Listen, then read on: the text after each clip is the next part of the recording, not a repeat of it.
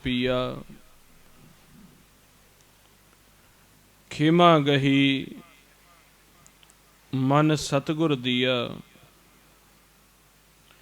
खरा खरा आखै सब कोए खरा रतन जुग चारे होए। सच्चे पातशाह जी कहते आ बचन करते सानू जिहड़ा अमृत वो पदार्थ जिस दे नाल साडे मन ने मुक्त हो जाना है वो खोज खोज के असी लभ्या। लभ्या कित्थों है? महाराज जी कहते मन मंदर तन वेश कलंदर घट ही तीरथ नामा। कहते साडा एक मन रूपी मंदिर है जिस दे उपर तन दा नक्शा दिता होया है, तन रूपी वेश दिता होया है। मन मंदिर तन साजी बार। जिथों असी अमृत पीता है ना जी, कहते वो मन दे सूखम शरीर दे विच मंदिर सीगा। जो साडा सूखम जोत मन है उस दे विच मंदिर है। ते कहते वो मंदिर का नक्शा की है? कहते तन वेश कलंदर। जिस तरह आप किसी भी गुरुद्वारा साहब दे विच जाइए,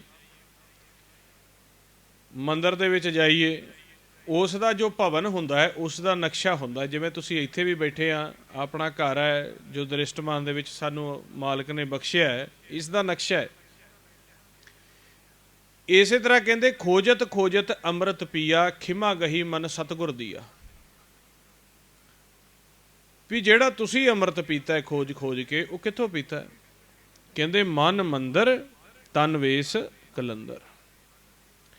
मन रूपी मंदिर विचों पीता है जिस दे उपर तन रूपी जिहड़ा है वेश दिता होया कलंदर है। घट ही तीरथ नावा। एक शब्द मेरे प्राण वस्त है बहुड़ जन्म न आवा मन विद्या दयाल सेती मेरी माई। कौन जाने पीर भराई। असी जिहड़ा अमृत पीता है खोजत खोजत अमृत पिया।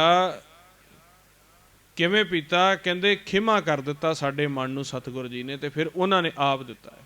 खिमा गही मन सतगुर दिया। इत्थे मम्मा नन्ना नन्ने नूं औंकड़ है। मन नूं दिता सतगुर जी ने। जदों असी खोज करते हैं ना वाहिगुरू जी विरागी हो के, सतगुर साडे ते तरस कर देंदे ने साडी खोज नूं देख देख के। खोज आपां कर नहीं सकते, पर कित्थे आपां दुनियावी कारजां दे विच भुल्ले फिरदे सी, दुनियावी कारजां नूं लोच लोच के करदे सीगे, काम दे विच, क्रोध दे विच, निंदिया दुविधा दे विच। ते मालक वेख वेख के साडे ते नाले तां हसदे सी ते नाले साडे ते गुस्सा हुंदे सी भी किवें ये माया नूं सत जान के आप दे घर नूं भुल के सरूप नूं भुल के देख लो किवें लोच लोच के माया इकट्ठी करदा फिरदा है। साडी नादानी ते हसदे सी, पर जिहड़ा असीं हुक्म दे विच नहीं सी चलदे वो सच्चे पिता साडे ते नाराज हुंदे सी। फिर इस तरह असी 4 युग हो गए नदानपुणे दे विच। 4 युग की गल सुननी जां कहनी सौखी, आपां कह दिंदे जी 4 युग हो गए। कदे सहज दे विच विचार के देखियो 4 युग का समा हुंदा किन्ना है मन नूं जिहड़े भटकदा है। जेकर असी किसी रस्ते ते जांदे हां, आ गुरमुख गए सी हुणे बाजार च, इन्हां नूं घर नहीं लभ्या अपना। भटकना तो घंटे की बड़ी भारी होंदी है। बंदा कहता भी मैं कित्थे फिरी जाना। भटकना तो 1 घंटे की बड़ी भारी होंदी है। गलत रस्तियां विच जीव पै जावे उहनूं 10 15 20 मिनटां विच ही होण लग जांदा है। असीं बाजार दे विच किते गलत रस्ते 'च फै जाइए, उधरों तो रस्ता गलत हो जाए, उधरों रस्ता भीड़ वाला होवे, उधरों अगे ट्रैफिक वाली बत्ती हो जाए। हुण पता भी है भी रस्ता तो गलत आ गए, तो रस्ता आ उपर दी जा रहा, आओ पुल चढ़ना सीगा गलत चढ़ गए, करिए की हुण? वापस जा नहीं सकते। ਜਿਹੜੇ ਨਿਯਮਾਂ ਵਾਲੇ ਖੜੇ ਨੇ ਚਲਾਨ ਕੱਟ ਦੇਣਗੇ, ਪਿੱਛੇ ਪੁਲਿਸ ਵਾਲਾ ਖੜਾ, ਅੱਗੇ ਭੀੜ ਹੈ, ਉਸ ਤੋਂ ਅੱਗੇ ਬੱਤੀ ਹੋਈ ਹੈ, ਖੜੇ ਰਹੋ ਹੁਣ ਫਿਰ। ਠੀਕ ਹੈ ਨਾ ਜੀ। ਇਸੇ ਤਰ੍ਹਾਂ ਜਦੋਂ ਮਨ ਸਜ਼ਾ ਦਾ ਭਾਗੀ ਬਣਦਾ ਹੈ ਉਦੋਂ ਪਛਤਾਏ ਫਿਰ ਕੀ ਹੋਊਗਾ। ਪਤਾ ਲੱਗ ਗਿਆ ਵੀ ਰਸਤਾ ਤਾਂ ਘਰ ਜਾਂਦਾ ਸੀ, ਉਹ ਤਾਂ ਮੈਂ ਛੱਡਤਾ, ਫਿਰਤ ਫਿਰਤ ਬਹੁਤੇ ਜੁਗਾਰੇ। ਹੁਣ ਕੀ ਇਲਾਜ ਹੈ? ਕਹਿੰਦੇ ਖੜਾ ਰਹਿ ਫਿਰ ਇੱਥੇ। ਇਲਾਜ ਕੀ ਆ? ਜਿਵੇਂ ਦਾ ਕਰਮ ਕੀਤਾ ਹੈ, ਜੈਸਾ ਬੀਜੈ ਸੋ ਲੁਣੈ, ਕਰਮਾ ਸੰਦੜਾ ਖੇਤ। ਕਰਮ ਕੀਤਾ ਜੀ, ਭੋਗੋ ਹੁਣ। ਜੇਕਰ ਅਸੀਂ ਫਸਲ ਬੀਜ ਦਿੱਤੀ, ਫਸਲ ਪੱਕ ਗਈ, ਫਸਲ ਦਾ ਵਾਢੀ ਦਾ ਸਮਾਂ ਆ ਗਿਆ, ਤੇ ਅਸੀਂ ਉਹਨੂੰ ਗਾਹ ਦਈਏ, ਗਾਹ ਕੇ ਤੇ ਅਸੀਂ ਬਾਅਦ ਦੇ ਵਿੱਚ ਕਹੀਏ ਵੀ ਉਹ ਹੋਏ ਤਾਂ ਬੜਾ ਵੱਡਾ ਨੁਕਸਾਨ ਹੋ ਗਿਆ, ਗਾਹਣੀ ਨਹੀਂ ਸੀਗੀ। ਕਿਸੇ ਨੇ ਸਾਨੂੰ ਕਿਹਾ ਵੀ ਫਸਲ ਗਾਹ ਦਿਓ, ਕੋਈ ਗੱਲ ਨਹੀਂ, ਪੈਸੇ ਤੁਹਾਨੂੰ ਸਰਕਾਰ ਘਰ ਦੇ ਜਾਏਗੀ, ਫਸਲ ਵੇਚਣ ਦੀ ਲੋੜ ਨਹੀਂ, ਅਸੀਂ ਗਾਹ ਦਿੱਤੀ। ਹੁਣ ਸਾਨੂੰ ਪਛਤਾਵਾ ਹੋਇਆ ਵੀ ਫਸਲ ਤਾਂ ਮਾਰ ਦਿੱਤੀ, ਹੁਣ ਫਸਲ ਦਾ ਤਾਂ ਜੋ ਸਮਾਂ ਸੀਗਾ 6 ਮਹੀਨਿਆਂ ਦਾ, ਉਹਦੇ ਵਿੱਚ ਦਾਣਾ ਬਣਿਆ। ਹੁਣ ਇਹ ਥੋੜੀ ਨਾ ਵੀ ਗਾਹ ਦਿੱਤੀ ਤੇ ਸ਼ਾਮ ਨੂੰ ਪਛਤਾਵਾ ਕਰਕੇ ਤੇ ਫਿਰ 10 ਦਿਨਾਂ ਦੇ ਵਿੱਚ ਫਸਲ ਆ ਜਾਏਗੀ, ਨਾ। ਇਸੇ ਤਰੀਕੇ ਮਾਨਸ ਜਾਮਾ ਵਾਹਿਗੁਰੂ ਆਪਣਾ। ਜੋ ਜੀਵ ਇੱਕ ਵਾਰ ਮਾਨਸ ਜਾਮੇ ਦੇ ਵਿੱਚ ਆਪ ਦੇ ਅਗਿਆਨਤਾ ਦੇ ਵਸ ਲੰਘਾ ਗਿਆ ਸੋ ਲੰਘਾ ਗਿਆ, ਉਹ ਜਿੰਨਾ ਮਰਜ਼ੀ ਪਛਤਾਵਾ ਕਰੇ, ਬਿਨਾਂ ਕਮਾਈ ਦੇ ਪਛਤਾਵੇ ਦਾ ਮੁੱਲ ਨਹੀਂ ਪੈਂਦਾ। ਰੋਈ ਜਾਓ, ਰੋਈ ਜਾਓ, ਪਛਤਾਵੇ ਦਾ ਮੁੱਲ ਕੀ ਪੈਣਾ? ਸੋਚੈ ਸੋਚ ਨਾ ਹੋ ਵਈ, ਜੇ ਸੋਚੀ ਲੱਖ ਵਾਰ। ਜੇ 1 ਸਾਲ ਲੰਘਾ ਦਿੱਤਾ, 6 ਮਹੀਨੇ ਲੰਘਾ ਦਿੱਤੇ ਆ, ਸ਼ਬਦ ਦੀ ਕਮਾਈ ਨਹੀਂ ਕੀਤੀ, ਹੁਣ ਸੋਚੀ ਜਾਓ ਵੀ ਐਵੇਂ ਲੰਘਾਇਆ 1 ਸਾਲ, ਐਵੇਂ ਲੰਘਾਏ 6 ਮਹੀਨੇ, ਐਵੇਂ ਲੰਘਾਏ 2 ਸਾਲ, ਲੰਘਾਏ ਤਾਂ ਲੰਘ ਗਏ, ਉਹ ਤਾਂ ਹੁਣ ਸੋਚਿਆ ਉਹਦਾ ਨਾਲ ਕੋਈ ਮੁੱਲ ਨਹੀਂ ਪੈਣਾ। ਵੀ ਅਸੀਂ ਪ੍ਰੈਕਟੀਕਲ ਨਹੀਂ ਕੀਤਾ, ਅਸੀਂ ਦਿਨ ਦੇ ਵਿੱਚ ਨਹੀਂ ਜਾਗੇ, ਅਸੀਂ ਰਾਤ ਨੂੰ ਨਹੀਂ ਜਾਗੇ, ਤੇ ਮਹਾਰਾਜ ਕਹਿੰਦੇ ਆ ਸੋਚੈ ਸੋਚ ਨਾ ਹੋਵੀ, ਜੇ ਸੋਚੀ ਲੱਖ ਵਾਰ, ਚੁੱਪੈ ਚੁੱਪ ਨਾ ਹੋਵਈ, ਜੇ ਲਾਏ ਰਹਾ ਲਿਵ ਤਾਰ। ਜਿੰਨੀ ਮਰਜ਼ੀ ਮਾਇਆ ਦੇ ਵਿੱਚ ਲਗਾਤਾਰ ਲਿਵ ਲਾ ਕੇ ਰੱਖੋ, ਇਹਨੇ ਚੁੱਪ ਨਹੀਂ ਹੋਣਾ। ਕਿਉਂ? ਇਹ ਭੁੱਖਾ ਹੋਇਆ ਬੈਠਾ ਹੈ। ਅੰਮ੍ਰਿਤ ਦਾ ਖਜ਼ਾਨਾ ਜਿਹੜਾ ਖੋਜ ਖੋਜ ਕੇ ਮਨ ਮੰਦਰ ਦੇ ਵਿੱਚੋਂ ਕੱਢਣਾ ਸੀਗਾ, ਮਨ ਮੰਦਰ ਤਨ ਸਾਜੀ ਬਾਹਰ, ਉਹ ਮੰਦਰ ਦਾ ਭੇਤ ਨਹੀਂ, ਤੇ ਭੁੱਖਾ ਜਿਹੜਾ ਆ ਦੁਨਿਆਵੀ ਪਦਾਰਥਾਂ ਨੂੰ ਲੋਚਦਾ ਹੈ। ਭੁੱਖਿਆਂ ਭੁੱਖ ਨਾ ਉਤਰੀ, ਜੇ ਬੰਨਾ ਪੁਰੀਆਂ ਪਾਰ। ਚਾਹੇ ਸਾਰੀਆਂ ਪੁਰੀਆਂ ਦਾ ਭਾਵ ਕੇ ਖੰਡਾ ਬ੍ਰਹਿਮੰਡਾਂ ਦਾ ਖਜ਼ਾਨਾ ਲਿਆ ਕੇ ਇਸ ਭੁੱਖੇ ਨੂੰ ਦੇ ਦਿਓ, ਇਹ ਰਜੇਵੇਂ ਦੇ ਵਿੱਚ ਨਹੀਂ ਆਏਗਾ। ਖੋਜਤ ਖੋਜਤ ਅੰਮ੍ਰਿਤ ਪੀਆ, ਖਿਮਾ ਗਹੀ ਮਨ ਸਤਿਗੁਰ ਦੀਆ। ਜਦੋਂ ਅਸੀਂ ਖੋਜ ਕਰਦੇ ਹਾਂ ਨਾ ਵਾਹਿਗੁਰੂ, ਆਪਾਂ ਸਿਆਣਪ ਦੇ ਵਿੱਚ ਮਾਲਕ ਨੂੰ ਨਹੀਂ ਪ੍ਰਾਪਤ ਕਰ ਸਕਦੇ। ਜਦੋਂ ਇਹ ਭੁੱਖਾ ਹੋਇਆ, ਭੁੱਲ ਰਿਹਾ, ਭਸਰਿਆ, ਬਾਜ਼ਾਰ ਦੇ ਵਿੱਚ ਗੁੰਮ ਹੋ ਗਿਆ, ਭੀੜੀਆਂ ਗਲੀਆਂ ਦੇ ਵਿੱਚ ਫਸ ਗਿਆ, ਉੱਥੇ ਖੜੇ ਨੂੰ ਦੇਖਦੇ ਨੇ ਵੀ ਆਹ ਗੱਡੀ 1 ਘੰਟਾ ਹੋ ਗਿਆ, ਉੱਥੇ ਲੈ ਜਾਂਦਾ, ਵਾਪਸ ਲੈ ਆਉਂਦਾ, ਕਦੇ ਇੱਧਰ ਚਲਿਆ ਜਾਂਦਾ, ਕਦੇ ਇੱਧਰ ਚੱਲਦਾ। ਉਹ ਤਰਸ ਆ ਗਿਆ ਉਹਨਾਂ ਨੂੰ। ਆਂਦੇ ਕੀ ਗੱਲ, ਕਿੱਥੇ ਜਾਣਾ ਚਾਹੁੰਦੇ ਹੋ? ਆਂਦੇ ਜੀ ਫਲਾਣੇ ਸ਼ਹਿਰ ਦੇ ਵਿੱਚ ਜਾਣਾ ਚਾਹੁੰਦੇ ਹੋ। ਆਂਦੇ ਕੋਈ ਨਹੀਂ, ਸਾਨੂੰ ਨਾਲ ਬਿਠਾ ਲਓ, ਤੁਹਾਨੂੰ ਸੜਕ ਤੇ ਚੜਾਇਆ ਉਹਨੇ। ਇਸੇ ਤਰ੍ਹਾਂ ਜਦੋਂ ਅਸੀਂ ਆਪ ਦੇ ਕਰਮਾਂ ਦਾ ਪਛਤਾਵਾ ਕਰ ਲੈਂਦੇ ਹਾਂ, ਰਿਅਲਾਈਜ਼ ਕਰਦੇ ਹਾਂ ਅਸੀਂ ਕਿ ਅਸੀਂ ਗਲਤ ਹਾਂ, ਅਸੀਂ ਕਨਫੈਸ ਕਰਦੇ ਹਾਂ ਆਪ ਦਾ, ਤੇ ਫਿਰ ਅਸੀਂ ਸੰਗਤ ਦੇ ਵਿੱਚ ਆ ਕੇ ਜਦੋਂ ਆ ਸਿਮਰਨ ਕਰਦੇ ਹਾਂ, ਖੋਜ ਕਰਦੇ ਹਾਂ, ਸੁੰਨ ਦੇ ਵਿੱਚ ਬੈਠਦੇ ਹਾਂ, ਸਾਡਾ ਮਨ ਲੋਚਦਾ ਹੈ। ਜਦੋਂ ਦੂਸਰੇ ਜੀਆਂ ਦੀ ਅਸੀਂ ਅਵਸਥਾ ਸੁਣਦੇ ਹਾਂ, ਸਾਡੇ ਮਨ ਨੂੰ ਖੋਹ ਪੈਂਦੀ ਹੈ ਵੀ ਇਹ ਤਾਂ ਦਿਖਣ ਦੇ ਵਿੱਚ ਵੀ ਮੇਰੇ ਤੋਂ ਅਨਾੜੀ ਜੇ ਲੱਗਦੇ ਆ, ਇਹ ਤਾਂ ਕਿੱਥੇ ਦੀ ਕਿੱਥੇ ਟੱਪਿਆ, ਤੇ ਮੈਂ ਐਡਾ ਵੱਡਾ ਗਿਆਨੀ, ਮੇਰੇ ਤਾਂ ਅੰਦਰੋਂ ਖਾਲੀ ਆ। ਮੈਂ ਤਾਂ ਅੱਜ ਤੱਕ ਦਾ ਸੰਸਾਰ ਦਾ ਸਾਰਾ ਗਿਆਨ ਲੈ ਕੇ ਭੁੱਲਿਆ ਬੈਠਾ, ਮੇਰੇ ਕੋਲ ਤਾਂ ਇੰਨਾ ਪੈਸਾ ਹੈ, ਸ਼ੌਹਰਤ ਹੈ, ਜ਼ਮੀਨ ਜਦਾਦ ਹੈ, ਇਹ ਕਿਸ ਤਰ੍ਹਾਂ ਇੰਨੇ ਗੁਰਮੁਖ ਪਿਆਰ ਦੇ ਨਾਲ। ਉਹ ਜਿਹੜਾ ਪਛਤਾਵਾ ਹੁੰਦਾ ਨਾ, ਉਹ ਪਛਤਾਵਾ ਖੋਜ ਦੇ ਵਿੱਚ ਲੱਗਦਾ। ਖੋਜਤ ਖੋਜਤ ਅੰਮ੍ਰਿਤ ਪੀਆ, ਪਰ ਅੱਗੇ ਕੀ ਕਹਿੰਦੇ ਨੇ, ਅਸੀਂ ਆਪ ਨਹੀਂ ਖੋਜਿਆ, ਖਿਮਾ ਗਹੀ ਮਨ ਸਤਿਗੁਰ ਦੀਆ। ਅਸੀਂ ਖੋਜਦੇ ਰਹੇ, ਤੇ ਖੋਜਦੇ ਕਿਵੇਂ ਰਹੇ? ਜਿਵੇਂ ਸਾਨੂੰ ਸਾਧੂ ਕਹਿੰਦੇ ਰਹੇ, ਅਸੀਂ ਚੁੱਪ ਕਰਕੇ ਉਹ ਸਾਧ ਸੰਗਤ ਦੇ ਬਚਨਾਂ ਨੂੰ ਸੁਣ ਕੇ ਸਿਮਰਨ ਦੇ ਮੁਤਾਬਕ, ਗੁਰਮਤਿ ਦੇ ਮੁਤਾਬਕ ਉਹ ਬਚਨ ਕਮਾਉਂਦੇ ਰਹੇ, ਤੇ ਸਤਿਗੁਰ ਨੂੰ ਸਾਡੇ ਉੱਤੇ ਤਰਸ ਆ ਗਿਆ। ਹੁਣ ਅਸੀਂ ਸਿਮਰਨ ਕਰਦੇ ਹਾਂ, ਕਾਲ ਅੱਗੇ ਨਿਕਲਣ ਨਹੀਂ ਦਿੰਦਾ, ਇਹ ਯੁੱਧ ਕਰਦਾ ਹੈ, ਵਿਚਾਰ ਫੁਰਨੇ ਸਾਡੇ ਉੱਤੇ ਸਿੱਟਦਾ ਹੈ। ਮਨ ਹਾਰਦਾ ਮੂੰਹ ਵੇਖ ਕੇ ਫਿਰ ਭਵਜਲ ਦੇ ਵਿੱਚ ਡਿੱਗ ਜਾਂਦਾ। ਰਾਤ ਨੂੰ ਇਹ ਸਰੀਰ ਦੇ ਵਿੱਚੋਂ ਨਿਕਲਣ ਦੀ ਕੋਸ਼ਿਸ਼ ਕਰਦਾ ਹੈ। ਰਾਤ ਨੂੰ ਕਾਲ ਇਸ ਸਹਿਜ ਦੇ ਦਰ ਤੇ ਇੰਨੀ ਕਠਨ ਨਾਕਾਬੰਦੀ ਕਰ ਦਿੰਦਾ ਹੈ, ਇੱਥੇ ਫੁਰਨਿਆਂ ਦੇ ਜਹਾਜ਼ ਇੰਨੇ ਚਲਾ ਦਿੰਦਾ, ਰਾਤ ਨੂੰ ਫਿਰ ਭਵਜਲ ਦੇ ਵਿੱਚ ਸਿੱਟ ਦਿੰਦਾ। ਇਹ ਰੋਂਦਾ ਹੈ, ਵਿਰਾਗ ਕਰਦਾ ਹੈ, ਬੇਨਤੀਆਂ ਕਰਦਾ ਹੈ, ਸੱਚੇ ਪਾਤਸ਼ਾਹ ਵਚਨ ਸਾਰੇ ਸੁਣ ਲਏ ਆ, ਰਸਤੇ ਦਾ ਵੀ ਭੇਤ ਦੱਸ ਦਿੱਤਾ ਆ। ਸਤ ਸੰਗਤ ਦੇ ਵਿੱਚ ਬੜੇ ਵਿਰਾਗੀ ਜੀਵ ਜਿਹੜੇ ਤੇਰੇ ਨਾਮ ਦਾ ਧਨ ਲੈ ਕੇ ਬੜੀ ਮਸਤੀ ਦੇ ਵਿੱਚ ਫਿਰਦੇ ਆ, ਉਹ ਵੀ ਵੇਖਦੇ ਆ। ਮੇਰੇ ਤੇ ਤਰਸ ਕਰੋ ਸੱਚੇ ਪਾਤਸ਼ਾਹ। ਵਿਰਾਗ ਜਿੰਨਾ ਦੇਰ ਤੱਕ ਓਨੀ ਡੂੰਘਾਈ ਦੇ ਵਿੱਚ ਨਹੀਂ ਜਾਂਦਾ ਜਿੰਨੀ ਡੂੰਘਾਈ ਦੇ ਨਾਲ ਮਾਇਆ ਨੂੰ ਪਿਆਰ ਕਰਦਾ ਸੀ। ਮਹਾਰਾਜ ਕਿਰਪਾ ਨਹੀਂ ਕਰਦੇ। ਜਿੰਨੀ ਦੇਰ ਦੇ ਵਿੱਚ ਤੜਫ ਓਨੀ ਡੂੰਘਾਈ ਦੇ ਵਿੱਚ ਨਹੀਂ ਜਾਂਦੀ ਜਿੰਨੀ ਪੈਸੇ ਕਮਾਉਣ ਦੇ ਲਈ ਰੱਖਦਾ ਸੀ, ਜਿੰਨੀ ਵੇਸਵਾ ਦੇ ਕੋਲ ਜਾਣ ਦੇ ਲਈ ਰੱਖਦਾ ਸੀ, ਜਿੰਨੀ ਦਾਰੂ ਸ਼ਰਾਬ ਪੀਣ ਦੇ ਲਈ ਰੱਖਦਾ ਸੀ। ਕਹਿੰਦੇ ਜੇ ਇੰਨਾ ਵਿਰਾਗ ਹੈ, ਤੜਫ ਤਾਂ ਨਹੀਂ ਹੈਗੀ ਫਿਰ ਹਜੇ ਉਹਦੀ। ਅੱਜ ਅੱਗੋਂ ਤੈਨੂੰ ਰੁਕਾਵਟਾਂ ਆਈਆਂ ਹੋਈਆਂ ਨੇ ਸੰਸਾਰ ਵਿੱਚ, ਤਾਂ ਤੂੰ ਇੱਥੇ ਬੈਠਾ ਹੈ। ਜੇ ਰੁਕਾਵਟਾਂ ਨਾ ਹੁੰਦੀਆਂ ਤੂੰ ਇੱਥੇ ਨਹੀਂ ਸੀ ਆਉਂਦਾ। ਆਂਦਾ ਨਹੀਂ ਸਤਿਗੁਰ ਜੀ ਰੁਕਾਵਟ ਨਹੀਂ, ਮੈਂ ਤੁਹਾਨੂੰ ਚਾਹੁੰਦਾ। ਆਂਦੇ ਫਿਰ ਕਰ ਅਭਿਆਸ। ਸੇਵਾ ਦੇ ਵਿੱਚ ਲਾ ਦਿੰਦੇ ਆ। ਤਨ ਮਨ ਧਨ ਸਭ ਸੌਂਪ ਗੁਰ ਕੋ ਹੁਕਮ ਮੰਨਿਆ ਪਾਈ ਹੈ। ਹੁਕਮ ਮੰਨਿਓ ਗੁਰੂ ਕੇਰਾ ਗਾਵੋ ਸੱਚੀ ਬਾਣੀ, ਕਹ ਨਾਨਕ ਸੁਣੋ ਸੰਤੋ ਕਥਿਓ ਅਕਥ ਕਹਾਣੀ। ਅਕਥ ਕਹਾਣੀ ਕਥ। ਫਿਰ ਹੁਣ ਜਦੋਂ ਵਾਰ-ਵਾਰ ਇਹ ਸੱਚੀ ਬਾਣੀ ਦੇ ਗੁਣ ਕਰਦਾ ਆ, ਬਚਨ ਸੁਣਦਾ ਆ ਸੰਤਾਂ ਮਹਾਂਪੁਰਸ਼ਾਂ ਦੇ, ਤੇ ਜਦੋਂ ਫਿਰ ਵਿਰਾਗੀ ਹੋਇਆ ਅਨ ਦਿਨ, ਦਿਨੇ ਵੀ ਵਾਹਿਗੁਰੂ, ਰਾਤ ਵੀ ਵਾਹਿਗੁਰੂ, ਪਹਿਲੇ ਪਹਿਰ ਵੀ ਵਾਹਿਗੁਰੂ, ਦੂਜੇ ਪਹਿਰ ਵੀ ਵਾਹਿਗੁਰੂ, ਰਾਤ ਦੇ 4 ਪਹਿਰਾਂ ਦੇ ਵਿੱਚ ਜਦੋਂ ਸਿਮਰਨ ਧਿਆਨ ਇਸ ਮਾਲਕ ਦੇ ਦਰ ਪਾਸੇ ਹੋ ਜਾਂਦਾ। ਵੀ ਸਾਧੂਆਂ ਨੇ ਸਾਨੂੰ ਦੱਸਿਆ ਤੂੰ ਇੱਥੇ ਹੀ ਹੈ, ਸਾਧੂਆਂ ਨੇ ਸਾਨੂੰ ਦੱਸਿਆ ਤੂੰ ਰੋਮਾਂ ਦੇ ਵਿੱਚ ਹੀ ਵਸਿਆ ਹੋਇਆ, ਤੇ ਸਾਧੂਆਂ ਦੇ ਸੰਜੋਗੀਆਂ ਤੋਂ ਵੀ ਅਸੀਂ ਸੁਣ ਲਿਆ, ਉਹ ਤਾਂ ਆਨੰਦ ਮਾਣ ਰਹੇ ਆ।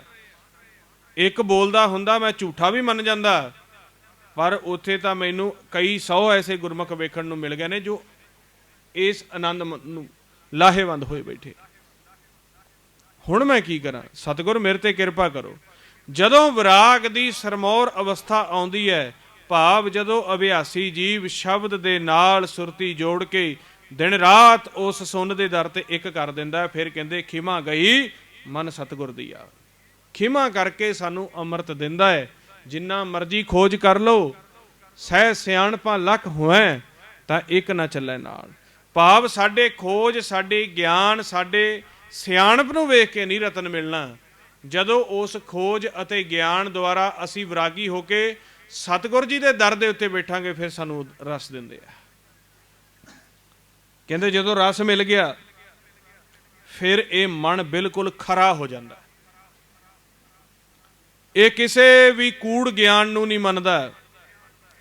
ਜਦੋਂ ਇਸ ਨੇ ਉਹ ਮਾਲਕ ਦੇ ਘਰ ਦਾ ਉਹ ਭੋਜਨ ਛਕ ਲਿਆ, ਸਿੰਘਚ ਭੋਜਨ ਜੋ ਨਰ ਨ ਜਾਣੈ, ਸਿੰਘਚ ਭੋਜਨ ਜੋ ਨਰ ਜਾਣੈ। ਜਿਹਨੇ ਸਿੰਘ ਦਾ ਭੋਜਨ, ਮਾਣਿਕ ਸਿੰਘ ਆ, ਸ਼ੇਰ ਦੀ ਨਿਆਈ ਹੈ, ਇਹ ਭੋਜਨ ਬੁੱਝ ਲਿਆ ਜਦੋਂ ਸਤਿਗੁਰ ਦੇ ਦਰ ਤੋਂ, ਕਹਿੰਦੇ ਖਰਾ ਖਰਾ ਆਖੈ ਸਭ ਕੋਏ, ਖਰਾ ਰਤਨ ਜੁਗ ਚਾਰੇ ਹੋਏ। ਫਿਰ ਖਰਾ ਹੋ ਜਾਂਦਾ। ਖਰੇ ਤੋਂ ਭਾਵ ਕੀ ਹੈ? ਫਿਰ ਇਹ ਤ੍ਰੈ ਗੁਣ ਦਾ ਸੰਗ ਨਹੀਂ ਕਰਦਾ। ਕਾਲ ਚਾਹੇ ਜਿੰਨਾ ਮਰਜੀ ਸੂਖਮ ਦੇ ਵਿੱਚ ਅਚਨਚੇਤ ਇਹਦੇ ਉੱਤੇ ਜਾਲ ਪਾ ਦੇਵੇ, ਪਰ ਸੁਰਤੀ ਇੰਨੀ ਨਿਰਲੇਪ ਹੋ ਜਾਂਦੀ ਆ, ਨਾਲੋਂ ਨਾਲ ਕਾਲ ਦੇ ਜਾਲ ਨੂੰ ਕੱਟ ਕੇ ਬਾਹਰ ਆ ਜਾਂਦਾ। ਇਹਦੇ ਵਿੱਚ ਉਹ ਸਹਿਜ ਸੁਭਾਅ, ਇਹਦੀ ਗਿਆਨ ਇੰਦਰੀ ਕਰਮ ਇੰਦਰੀ ਇਸ ਤਰ੍ਹਾਂ ਕੰਮ ਕਰਨਾ ਸ਼ੁਰੂ ਕਰ ਦਿੰਦੇ ਨੇ, ਜੋ ਮਨ ਦੀਆਂ ਸੂਖਮ ਗਿਆਨ ਇੰਦਰੀਆਂ ਤੇ ਕਰਮ ਇੰਦਰੀਆਂ ਨੇ ਉਹ ਇੰਨੀਆਂ ਸਾਵਧਾਨ ਹੋ ਜਾਂਦੀਆਂ ਨੇ, ਜਦੋਂ ਵੀ ਕਾਲ ਉਹਨਾਂ ਉੱਤੇ ਜਾਲ ਪਾਉਂਦਾ, ਉਹ ਸਹਿਜ ਸੁਭਾਅ ਆਪਦੇ ਰੋਮਾਂ ਦੇ ਰਾਹੀਂ ਸਿਮਰਨ ਕਰਕੇ ਰੱਖਿਆ ਚੱਕਰ ਬਣਾ ਲੈਂਦੀਆਂ ਨੇ। ਅਸੀਂ ਉਸ ਅਵਸਥਾ ਵਿੱਚ ਜਾਣਾ। ਹੁਣ ਸਾਨੂੰ ਬਣਾਉਣਾ ਪੈਂਦਾ ਨਾ, ਕਿਉਂਕਿ ਹਜੇ ਸਾਡਾ ਮਨ ਇਸ ਦੇਹੀ ਦਾ ਸੰਗ ਕਰਦਾ ਹੈ। ਜਦੋਂ ਸਾਡੇ ਉੱਤੇ ਜਾਲ ਪੈ ਜਾਂਦਾ ਫਿਰ ਆਪਾਂ ਪਛਤਾਵਾ ਕਰਦੇ ਹਾਂ ਵੀ ਓਹੋ ਸਾਡੇ ਤੇ ਤਾਂ ਜਾਲ ਪੈ ਗਿਆ, ਫਿਰ ਉਹਨੂੰ ਕੱਢਣਾ ਪੈਂਦਾ। ਜਦੋਂ ਉਹ ਦਰ ਦੇ ਉੱਤੇ ਬੈਠ ਕੇ, ਜਿਵੇਂ ਅੱਜ ਆਪਾਂ ਸੂਖਮ ਅੰਮ੍ਰਿਤ ਦੀ ਗੱਲ ਕਰ ਰਹੇ ਸੀ, ਜਿਹੜੇ ਸਤਿਗੁਰ ਦਿੰਦੇ ਆ ਜਣਾਉਂਦੇ ਆ, ਜਦੋਂ ਉਹ ਛਕ ਲਾਂਗੇ ਆਪਾਂ, ਉਹ ਅੰਮ੍ਰਿਤ ਨੂੰ ਪੀਣਾ ਸ਼ੁਰੂ ਕਰ ਦਿਆਂਗੇ। ਜਿਉਂ ਹੀ ਕਾਲ ਸਾਡੇ ਤੇ ਜਾਲ ਪਾਏਗਾ, ਸਹਿਜ ਸੁਭਾਅ ਸਾਡੇ ਵਿੱਚ ਉਹ, ਆਪਾਂ ਕਹਿ ਦਈਏ ਇੰਗਲਿਸ਼ ਦੇ ਵਿੱਚ ਜਾਂ ਅੱਜ ਦੀ ਭਾਸ਼ਾ ਦੇ ਮੁਤਾਬਕ, ਆਟੋਮੈਟਿਕ ਸੈਂਸਰ ਲੱਗ ਜਾਏਗਾ। ਜਿਵੇਂ ਹੀ ਸਾਡੇ ਉੱਤੇ ਕਾਲ ਜਾਲ ਪਾਏਗਾ, ਅੰਦਰੋਂ ਜਿਹੜਾ ਨਾਮ ਹੈ ਉਹ ਨਾਲੋਂ ਨਾਲ ਉਹ ਜਾਲ ਨੂੰ ਕੱਟ ਕੇ ਸਾਡੇ ਅੰਦਰ ਸਿਮਰਨ ਸ਼ੁਰੂ ਕਰ ਦੇਗਾ। ਨਾਦ ਦੀ ਧੁਨ ਦੇ ਨਾਲ ਉਹ ਜਾਲ ਕੱਟ ਦੇਗਾ। ਖਾਤ ਪੀਅੰਤ ਮੂਏ ਨਹੀਂ ਜਾਣਿਆ, ਖਿਨ ਮੈਂ ਮੂਏ ਜਾਂ ਸ਼ਬਦ ਪਛਾਨਿਆ। ਕਹਿੰਦੇ ਅੱਜ ਤੱਕ ਇੰਨਾ ਗਿਆਨ ਪ੍ਰਾਪਤ ਕੀਤਾ ਸੀ, ਵਿਆਕਰਨਾਂ ਪੜ੍ਹੀਆਂ, ਟੀਕੇ ਪੜ੍ਹੇ, ਪਰ ਮਨ ਦਾ ਮਰਨਾ ਨਹੀਂ ਸੀ ਸਿੱਖਿਆ ਵੀ ਮਨ ਵੀ ਮਰਦਾ ਹੁੰਦਾ ਤੇ ਮਰਦਾ ਕਿਵੇਂ ਹੁੰਦਾ। ਸੁਣਦੇ ਸੀਗੇ ਵੀ ਮਨ ਮਾਰੇ ਤੋਂ ਬਿਨਾਂ ਗੱਲ ਨਹੀਂ ਬਣਦੀ, ਮਨ ਨੂੰ ਮਾਰਨਾ ਪਊਗਾ, ਤੇ ਉਹਨੂੰ ਮਾਰਨ ਦੇ ਲਈ ਵੱਖਰੇ ਵੱਖਰੇ ਯਤਨ ਕਰਦੇ ਸੀ। ਕਦੇ ਅਗਨ ਦੇ ਵਿੱਚ ਵਾਸ ਕਰਨਾ, ਕਦੇ ਜਲ ਦੇ ਵਿੱਚ ਵਾਸ ਕਰਨਾ। ਕਹਿੰਦੇ ਖਾਤ ਪੀਅੰਤ ਮੂਏ ਨਹੀਂ ਜਾਣਿਆ, ਖਿਨ ਮੇ ਮੂਏ ਜਾਂ ਸ਼ਬਦ ਪਛਾਨਿਆ। ਅਸਥਰ ਚੀਤ ਮਰਨ ਮਨ ਮਾਨਿਆ, ਗੁਰ ਕਿਰਪਾ ਤੇ ਨਾਮ ਪਛਾਨਿਆ। ਕਹਿੰਦੇ ਫਿਰ ਇਹ ਚਿੱਤ ਇੰਨਾ ਥਿਰ ਹੋ ਗਿਆ ਜਦੋਂ ਸਾਡਾ ਨਾਮ ਧੁਨ ਦੇ ਵਿੱਚ ਆਸਣ ਲੱਗ ਗਿਆ। ਨਾਮ ਧੁਨ ਦੇ ਵਿੱਚ ਆਸਣ ਲੱਗ ਜਾਵੇ, ਕੀ ਨਿਸ਼ਾਨੀ ਹੈ ਜੀ? ਜਦੋਂ ਅਸੀਂ ਰਾਤ ਨੂੰ ਇਸ ਦੇਹੀ ਨੂੰ ਛੱਡਦੇ ਹਾਂ, ਜਿਸ ਵਕਤ ਜਿਸ ਦਿਨ ਅਸੀਂ ਸ਼ਬਦ ਦੀ ਧੁਨ ਨੂੰ ਸੁਣਦੇ ਸੁਣਦੇ, ਉਸ ਦੀ ਆਵਾਜ਼ ਨੂੰ ਸੁਣਦੇ ਸੁਣਦੇ ਇਸ ਸਰੀਰ ਨੂੰ ਭੁੱਲ ਗਏ, ਸਮਝੋ ਤੁਹਾਡਾ ਮਨ ਸ਼ਬਦ ਦੇ ਵਿੱਚ ਸਮਾਉਣ ਲੱਗ ਗਿਆ। ਜਿਵੇਂ ਇੱਕ ਮਨਮੁਖ ਹੈ ਜਿਸ ਨੂੰ ਸੰਸਾਰ ਦੀਆਂ ਸੋਚਾਂ ਫਿਕਰਾਂ ਆ, ਉਹ ਫਿਕਰਾਂ ਦੇ ਵਿੱਚ ਇੰਨਾ ਡੁੱਬਿਆ ਹੁੰਦਾ ਹੈ ਜਿਸ ਨੂੰ ਉਹ ਡਿਪਰੈਸ਼ਨ ਦੀ ਸਟੇਜ ਕਹਿੰਦਾ ਹੈ, ਕਿ ਬੈਠਿਆ ਬੈਠਿਆ ਉਹ ਆਪ ਦੇ ਧਨ ਵਪਾਰ ਦੇ ਫੁਰਨਿਆਂ ਵਿੱਚ ਇੰਨਾ ਖੋ ਜਾਂਦਾ ਆ। ਜਿਹੜਾ ਅਸੀਂ ਰਾਤ ਸਵਾਲ ਪਾਇਆ ਸੀ, ਤੁਹਾਨੂੰ ਅੱਜ ਜਵਾਬ ਦਿੱਤੇ ਨੇ ਤੁਸੀਂ। ਤੁਹਾਨੂੰ 26 ਸਵਾਲ ਰਾਤ ਜਿਹੜੇ ਲਿਖਵਾਏ ਸੀਗੇ, ਉਹਨਾਂ ਵਿੱਚ ਇੱਕ ਸਵਾਲ ਸੀਗਾ, ਮਨਮੁਖ ਵੀ ਪਾਉਣ ਤੋਂ ਵੱਖ ਹੁੰਦਾ ਹੈ ਤੇ ਗੁਰਮੁਖ ਵੀ ਪਾਉਣ ਤੋਂ ਵੱਖ ਹੁੰਦਾ, ਦੋਨਾਂ ਦੇ ਵਿੱਚ ਕੀ ਫਰਕ ਹੈ? ਮਨਮੁਖ ਜਦੋਂ ਪਾਉਣ ਤੋਂ ਵੱਖ ਹੁੰਦਾ ਹੈ, ਉਹ ਵਿਚਾਰਾਂ ਦੀ ਸੁਣ ਦੇ ਵਿੱਚ ਚਲਿਆ ਜਾਂਦਾ ਹੈ, ਭਵਜਲ ਦੇ ਵਿੱਚ ਚਲਿਆ ਜਾਂਦਾ ਹੈ। ਭਵਜਲ ਪਾਉਣ ਤੋਂ ਵੱਖ ਹੈ। ਮਨਮੁਖ ਵਿਚਾਰਾਂ ਦੇ ਵਿੱਚ ਸੋਚਦਾ ਸੋਚਦਾ ਇਸ ਪਾਉਣ ਦੇ ਦਰ ਨੂੰ ਛੱਡ ਜਾਂਦਾ ਹੈ, ਉਹ ਭਵਜਲ ਦੇ ਵਿੱਚ ਚਲਿਆ ਜਾਂਦਾ ਹੈ। ਜਦੋਂ ਮਨਮੁਖ ਪਾਉਣ ਤੋਂ ਵੱਖ ਹੁੰਦਾ, ਉਹ ਇੰਨਾ ਵਿਚਾਰਾਂ ਦੇ ਵਿੱਚ ਫਸਿਆ ਹੁੰਦਾ ਹੈ, ਇੰਨਾ ਉਹ ਵਿਚਾਰਾਂ ਦੀ ਭਾਵ ਦੇ ਵਿੱਚ ਫਸਿਆ ਹੁੰਦਾ ਹੈ ਵੀ ਫੁਰਨੇ ਲੈਂਦਾ ਲੈਂਦਾ ਪਾਉਣ ਤੋਂ ਵੱਖ ਹੋ ਜਾਂਦਾ ਹੈ, ਭਵਜਲ ਦੇ ਵਿੱਚ ਜਾ ਕੇ ਡਿੱਗ ਜਾਂਦਾ ਹੈ। ਪਰ ਆਪਾਂ ਕਿਹੜੀ ਸਟੇਜ ਕਰਨੀ ਹੈ? ਆਪਾਂ ਸ਼ਬਦ ਦੇ ਨਾਲ ਪਿਆਰ ਇੰਨਾ ਪਾ ਲਈਏ, ਜਿਵੇਂ ਤੁਸੀਂ ਗੁਰੂ ਨਾਨਕ ਸਾਹਿਬ ਦੇ ਬਚਨ ਉਹਨਾਂ ਦੀ ਸਾਖੀਆਂ ਦੇ ਵਿੱਚ ਸਰਵਣ ਕੀਤੇ ਆ ਨਾ, ਕਿ ਬੇਬੇ ਨਾਨਕੀ ਜੀ ਨੇ ਜਦੋਂ ਪ੍ਰਸ਼ਾਦਾ ਪਕਾਇਆ, ਪ੍ਰਸ਼ਾਦੇ ਦੇ ਵਕਤ ਯਾਦ ਕੀਤਾ ਕਿ ਮੇਰਾ ਭਾਈ, ਮੇਰਾ ਵੀਰ, ਮੇਰਾ ਸਤਿਗੁਰ, ਮੇਰਾ ਗੁਰੂ ਕਿੰਨਾ ਸਮਾਂ ਹੋ ਗਿਆ ਪ੍ਰਚਾਰ ਦੇ ਵਿੱਚ ਗਏ, ਵਿਛੋੜਾ ਪਿਆ, ਕਿਤੇ ਕੋਲ ਹੁੰਦੇ ਤੇ ਛਕਦੇ, ਪ੍ਰੇਮਾਂ ਦੇ ਵਿੱਚ ਯਾਦ ਕੀਤਾ। ਉਹਨਾਂ ਦੀ ਸ਼ਬਦ ਦੇ ਵਿੱਚ ਇੰਨੀ ਸੁਰਤੀ ਪ੍ਰਪੱਕ ਸੀ ਕਿ ਉੱਥੇ ਆਪ ਦੇ ਸੂਖਮ ਰੂਪ ਦੇ ਵਿੱਚ ਬੇਬੇ ਜੀ ਦੇ ਪਾਸ ਹਾਜ਼ਰ ਹੋ ਕੇ ਉਹਨਾਂ ਦੇ ਨਾਲ ਬਚਨ ਕੀਤੇ, ਦਰਸ਼ਨ ਕੀਤੇ। ਸ਼ਬਦ ਦੇ ਵਿੱਚ ਸੁਰਤੀ ਪ੍ਰਪੱਕ ਸੀ। ਆਪਾਂ ਸਾਰੇ ਬੀਜ ਮੰਤਰ ਸਰਬ ਕੋ ਗਿਆਨ, ਸਾਰੇ ਆਪਾਂ ਸ਼ਬਦ ਦੇ ਵਿੱਚ ਸਮਾਏ ਹੋਏ ਹਾਂ। ਆਪਣੀ ਸੁਰਤੀ ਸ਼ਬਦ ਦੇ ਵਿੱਚ ਇੰਨੀ ਪ੍ਰਪੱਕ ਹੋ ਜਾਵੇ, ਬੈਠਿਆਂ ਬੈਠਿਆਂ ਨਾਦ ਦੀ ਧੁਨ ਚੱਲੇ, ਸਾਡੀ ਸੁਰਤੀ ਉਹਨਾਂ ਮੰਡਲਾਂ ਦੇ ਵਿੱਚ ਚੜ੍ਹ ਜਾਵੇ ਜਿਨ੍ਹਾਂ ਦਾ ਬਿਆਨ ਨਹੀਂ ਕੀਤਾ ਜਾ ਸਕਦਾ। ਕੋਲ ਬੈਠੇ ਅਗਲਾ ਦੇਖੇ ਵੀ ਇੱਥੇ ਹੁਣੇ ਦਾ ਬੈਠਾ ਸੀ, ਅੱਖਾਂ ਬੰਦ ਕਰ ਗਿਆ। ਇੰਨਾ ਸ਼ਬਦ ਦੇ ਵਿੱਚ ਸਮਾ ਜਾਣਾ ਆਪਾਂ। ਗੁਰੂ ਨਾਨਕ ਸਾਹਿਬ ਇੱਕ ਬੁਰਕੀ ਪਾਉਂਦੇ ਹੈ, ਸਹਿਜ ਦੇ ਵਿੱਚ ਆਏ ਆ, ਪ੍ਰਚਾਰ ਕਰਕੇ ਆਏ ਆ, ਤਨ ਕਰਕੇ ਥਕੇਵਾਂ ਹੈ, ਮੁੱਖ ਦੇ ਵਿੱਚ ਪਾਉਂਦੇ ਆ, ਦੂਜੀ ਬੁਰਕੀ ਤੋੜਨ ਲੱਗਦੇ ਆ, ਨਾਦ ਦੇ ਵਿੱਚ ਸੁਰਤੀ ਚੁੱਭ ਜਾਂਦੀ, ਸਰੀਰ ਤੋਂ ਵੱਖ ਹੋ ਜਾਂਦੇ ਆ। ਹੁਣ ਵੱਖ ਹੋ ਜਾਂਦੇ ਆ। ਭੈਣ ਜੀ ਪ੍ਰਸ਼ਾਦੇ ਛਕਾਉਂਦੇ ਪਏ ਸੀ, ਉਹ ਕੋਲ ਬੈਠੇ ਸੀ, ਤੇ ਉਹਨਾਂ ਨੇ ਵੇਖਿਆ ਵੀ ਇਹ ਸਹਿਜ ਵਿੱਚ ਚਲਿਆ ਗਿਆ, ਇਹ ਮਸਤਾਨਾ ਹੈ, ਜੋਗੀ ਹੈ, ਮਾਲਕ ਦੇ ਘਰ ਦਾ। ਉਹਨਾਂ ਛੇੜਿਆ ਨਹੀਂ, ਸਰੀਰ ਨੂੰ ਉੱਥੇ ਹੀ ਸਹਿਜ ਕਰ ਦਿੱਤਾ, ਦੁਆਰ ਦੇ ਨਾਲ ਲੱਗ ਗਏ। ਜਦੋਂ ਦੁਬਾਰਾ ਸ਼ਬਦ ਦੇ ਵਿੱਚੋਂ ਸੁਰਤੀ ਵਾਪਸ ਸਰੀਰ ਦੇ ਵਿੱਚ ਆਈ, ਆਦੇ ਭੈਣ ਜੀ ਦੂਸਰੀ ਬੁਰਕੀ ਲਿਆਓ। ਉਹ ਆਦੇ ਸਵੇਰ ਦੇ ਪਹਿਰ ਤੋਂ ਸ਼ਾਮ ਦਾ ਪਹਿਰ ਹੋ ਗਿਆ, ਅਸੀਂ ਤੁਹਾਨੂੰ, ਕਿਉਂਕਿ ਉਹ ਉਹਨਾਂ ਦੀਆਂ ਰਮਜ਼ਾਂ ਜਾਣਦੇ ਸੀ, ਛੇੜਿਆ ਨਹੀਂ। ਅਸੀਂ ਤੁਹਾਨੂੰ ਬੁਲਾਉਣ ਤੋਂ, ਤੁਹਾਨੂੰ ਹਿਲਾਉਣ ਤੋਂ ਗੁਰੇਜ਼ ਕੀਤਾ, ਕਿਉਂਕਿ ਤੁਸੀਂ ਆਪਦੇ ਘਰ ਗਏ ਸੀ, ਪਤਾ ਨਹੀਂ ਕਿਹੜੀ ਲਿਵ ਦੇ ਵਿੱਚ ਸੀ। ਇਸ ਤਰ੍ਹਾਂ ਦਾ ਹੁੰਦਾ ਗੁਰਮੁਖ ਦਾ ਜੀਵਨ। ਜਦੋਂ ਸ਼ਬਦ ਦੇ ਨਾਲ ਸੁਰਤੀ ਦਾ ਪਿਆਰ ਪੈ ਜਾਂਦਾ ਹੈ, ਜਿਵੇਂ ਮਨਮੁਖ ਵਿਚਾਰਾਂ ਦੇ ਵਿੱਚ ਪਾਉਣ ਤੋਂ ਵੱਖ ਹੋ ਜਾਂਦਾ ਨਾ, ਇਸੇ ਤਰ੍ਹਾਂ ਜਿਹੜੇ ਜਿੰਨੇ ਸ਼ਬਦ ਦੇ ਕਰੀਬੀ ਹੁੰਦੇ ਆ, ਸਤਿਗੁਰ ਦੇ ਕਰੀਬੀ ਹੁੰਦੇ ਆ ਨਾ, ਇੱਧਰ ਦੀ ਫਿਰ ਸਤਿਗੁਰ ਪਰਵਾਹ ਨਹੀਂ ਕਰਦੇ। ਜਦੋਂ ਮਰਜ਼ੀ ਆਵਾਜ਼ ਮਾਰ ਲੈਂਦੇ ਆ, ਹਾਂ ਭਾਈ ਗੁਰਮੁਖਾ ਆ ਜਾ, ਇੱਕ ਵਾਰੀ ਕੰਮ ਸੀ ਤੇਰੇ ਨਾਲ, ਇੱਥੋਂ ਉਠਾ ਕੇ ਵਾਪਸ ਆਪਦੇ ਕਰ ਲੈ ਜਾ, ਆ ਬੈਠਾ ਖਾਲੀ ਹੋ ਜਾਂਦਾ ਉੱਥੇ। ਉਧਰ ਬੇਸ਼ੱਕ ਬੁਰਕੀ ਇੱਕ ਖਾਧੀ ਹੈ, ਦੂਜੀ ਖਾਣੀ ਹੈ। ਗੁਰੂ ਨਾਨਕ ਨਾਲ ਸਤਿਗੁਰ ਨੂੰ ਕੰਮ ਪੈ ਗਿਆ, ਕਹਿੰਦੇ ਆ ਜਾਓ ਇੱਕ ਵਾਰੀ ਗੱਲ ਸੁਣਿਓ।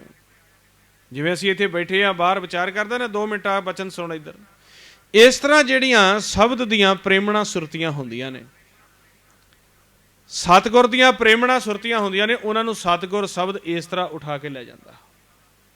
ਹੋ ਸਕਦਾ ਕੋਈ ਇੱਧਰ ਦੀ ਬਜਾਏ ਉਸ ਬ੍ਰਹਿਮੰਡ ਦੇ ਵਿੱਚ ਕੋਈ ਕੰਮ ਲੈਣਾ ਹੋਵੇ, ਸਤਿਗੁਰ ਨੇ ਸਮ ਦ੍ਰਿਸ਼ਟੀ ਦੁਆਰਾ ਕੋਈ ਸਤਿਗੁਰ ਨੇ ਕੰਮ ਲੈਣਾ ਹੋਵੇ, ਇੱਕ ਦ੍ਰਿਸ਼ਟੀ ਦੁਆਰਾ ਕੋਈ ਕੰਮ ਲੈਣਾ ਹੋਵੇ, ਤਾਂ ਕਹਿੰਦੇ ਖਰਾ ਖਰਾ ਆਖੈ ਸਭ ਕੋਈ, ਖਰਾ ਰਤਨ ਜੁਗ ਚਾਰੇ ਹੋਏ। ਮਹਾਰਾਜ ਕਹਿੰਦੇ ਅੰਮ੍ਰਿਤ ਪੀਓ ਤਾਂ ਸਹੀ ਨਾ, ਦਰ ਤੇ ਬੈਠ ਕੇ ਵਿਰਾਗ ਕਰੋ ਤਾਂ ਸਹੀ ਨਾ, ਦਿਨ ਰਾਤ ਸੱਚੇ ਪਾਤਸ਼ਾਹ ਕਰ ਦਿਓ ਕਿਰਪਾ, ਫੇਰ ਹੀ ਕਿਰਪਾ ਕਰਨਗੇ ਨਾ। ਅਸੀਂ ਤਾਂ ਕਹਿੰਦੇ ਹੀ ਨਹੀਂ। ਜਦੋਂ ਫਿਰ ਉਹ ਕਿਰਪਾ ਹੋ ਗਈ ਤੇ ਕਹਿੰਦੇ ਗਗਨ ਗੰਭੀਰ ਗਗਨੰਤਰ ਵਾਸ, ਗੁਣ ਗਾਵੇ ਸੁਖ ਸਹਿਜ ਨਿਵਾਸ। ਫਿਰ ਉਹ ਗਗਨ ਦੇ ਵਿੱਚ ਇੱਥੇ ਵਾਸਾ ਹੁੰਦਾ, ਜਿਹੜੀ ਗੁਰੂ ਨਾਨਕ ਦੇਵ ਦੀ ਤੁਹਾਨੂੰ ਕਹਾਣੀ ਸਮਝਾਈ ਹੈ। ਗੁਰੂ ਨਾਨਕ ਇੱਧਰ ਅੰਨ ਦੀ, ਅਨਾਜ ਦੀ ਇੱਕ ਬੁਰਕੀ ਖਾਂਦੇ ਹੋਏ ਇੰਨਾ ਪ੍ਰੇਮ ਰੱਖਦੇ ਆ ਸ਼ਬਦ ਅਤੇ ਸੱਚ ਵਿੱਚ, ਉਹਨਾਂ ਨੂੰ ਦੂਸਰੀ ਬੁਰਕੀ ਨਹੀਂ ਚੇਤੇ ਰਹਿੰਦੀ। ਸ਼ਬਦ ਦੇ ਵਿੱਚ ਇੰਨਾ ਪ੍ਰੇਮ ਪੈ ਗਿਆ, ਸਹਿਜ ਸੁਭਾਏ। ਤੇ ਸਾਨੂੰ ਤਾਂ, ਅਸੀਂ ਤਾਂ ਬਚਨ ਇਹ ਕਰਦੇ ਹਾਂ ਵੀ ਸਾਰਾ ਦਿਨ ਸਾਨੂੰ ਸ਼ਬਦ ਹੀ ਨਹੀਂ ਸੁਣਦਾ ਜੀ। ਅਸੀਂ ਤਾਂ ਜਦੋਂ ਕੋਈ ਮਾੜਾ ਮੋਟਾ ਸਵੇਰੇ ਉੱਠਦੇ ਆ, ਰਾਤ ਨੂੰ ਬੈਠਦੇ ਆ, ਸ਼ਬਦ ਸੁਣ ਜਾਂਦਾ ਹੈ। ਵੈਸੇ ਤਾਂ ਸਾਨੂੰ ਜੀ ਯਾਦ ਹੀ ਨਹੀਂ ਰਹਿੰਦਾ ਜੀ, ਸਾਨੂੰ ਤਾਂ ਜਪੇ ਹੀ 5-5 7-7 ਦਿਨ ਲੰਘ ਜਾਂਦੇ ਆ। ਫਿਰ ਅਸੀਂ ਕਹਿੰਦੇ ਹਾਂ ਸਾਨੂੰ ਅਵਸਥਾ ਪੂਰਨ ਬ੍ਰਹਮ ਗਿਆਨੀ ਵਾਲੀ ਮਿਲਣੀ ਚਾਹੀਦੀ। ਕਿਵੇਂ ਮਿਲੇਗੀ? ਜੋ ਸ਼ਬਦ ਦੀ ਸੇਵਾ ਨੂੰ ਹਰ ਵਕਤ ਲੋਚਦੇ ਆ, ਉਹਦੇ ਵਿੱਚ ਹਾਜ਼ਰ ਰਹਿੰਦੇ ਆ,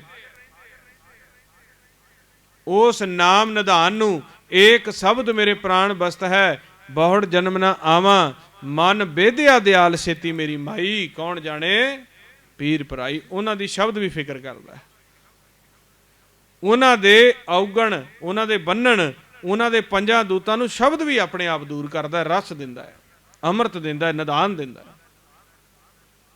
ਸਾਨੂੰ ਦੁਬਦਾ ਤੋਂ ਸਮਾਂ ਕਿੱਥੇ ਹੈ?